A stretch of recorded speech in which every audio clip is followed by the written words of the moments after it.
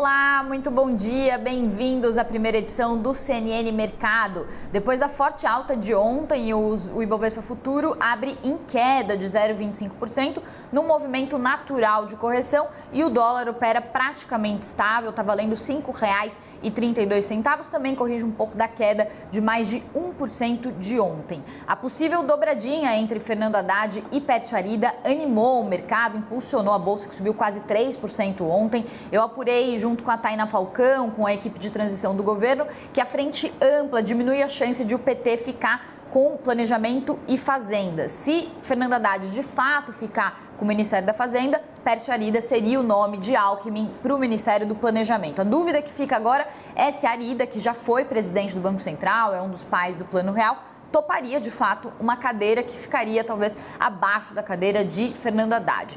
Claro que está tudo mudando a cada momento, tudo muito dinâmico nesse momento, cada dia é um rumor novo, mas depois de algum tempo esse foi o primeiro sinal de que o governo Lula pode fazer uma gestão econômica mais ao centro. Isso animou o mercado ontem.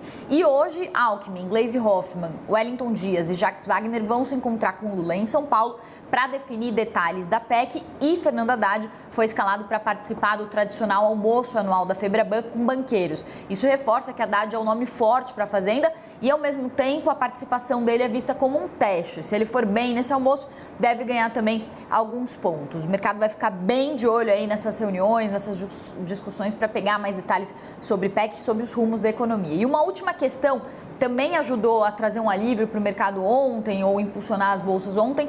Lira conseguiu apoio do União Brasil para se reeleger na presidência da Câmara. Isso significa que talvez ele precise menos do PT para apoiá-lo para a reeleição. Isso acaba mudando também um pouco o custo da PEC, é uma perspectiva de que a PEC pode ficar um pouco menor em termos de valores, então isso também acaba impulsionando a Bolsa. Isso se a PEC for a solução para pagar o Auxílio Brasil, o novo Bolsa Família, já que estão se discutindo outras medidas, como por exemplo uma medida provisória para conseguir já fazer o pagamento em janeiro. E a gente conversou sobre todas essas perspectivas com o diretor de gestão de investimentos da Nova Futura, o Pedro Paulo Silveira. Vamos ouvir. Existe um limite para esse otimismo, né? O limite é a própria dinâmica do déficit público e do endividamento brasileiro, que vai ser efetivo daqui para frente, né? Segundo os cálculos do IBRE, a gente precisa de mais ou menos 300 bilhões de reais para deixar a dívida estabilizada nos próximos anos, o que seria o objetivo de política econômica, para fazer com que os juros caiam, porque a gente entre naquele ciclo positivo, né? Num ciclo virtuoso para a economia brasileira, e a gente não vê disposição alguma, do ponto de vista objetivo, do lado da equipe do PT, em reconhecer esse problema fiscal.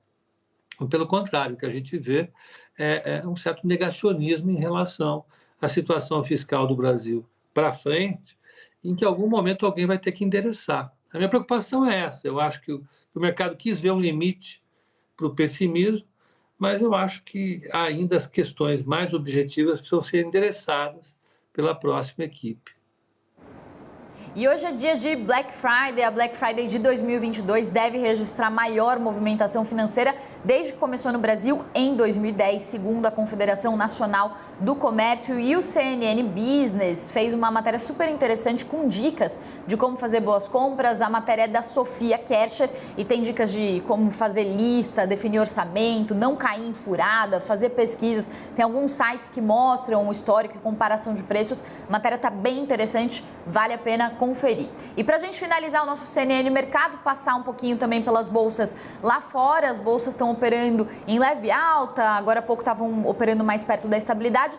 A sexta deve ser mais um dia de negociações reduzidas, com as bolsas em Nova York fechando mais cedo hoje, na ponte do feriado de Ações de Graças, mas sem grandes novidades. Os mercados lá fora caminham para fechar a semana em alta, puxados pela perspectiva de que os juros no mundo não vão subir tanto quanto esperado. Um ponto de preocupação, claro, é o avanço da Covid na China, mas como o governo chinês está prevendo muitos estímulos à economia, isso está, de certa forma, anestesiando um pouco dos impactos que o avanço da Covid poderia ter sobre os mercados. CNN Mercado, primeira edição, vai ficando por aqui. Eu volto ao 12h45 com todas as atualizações de hoje. Até logo, tchau!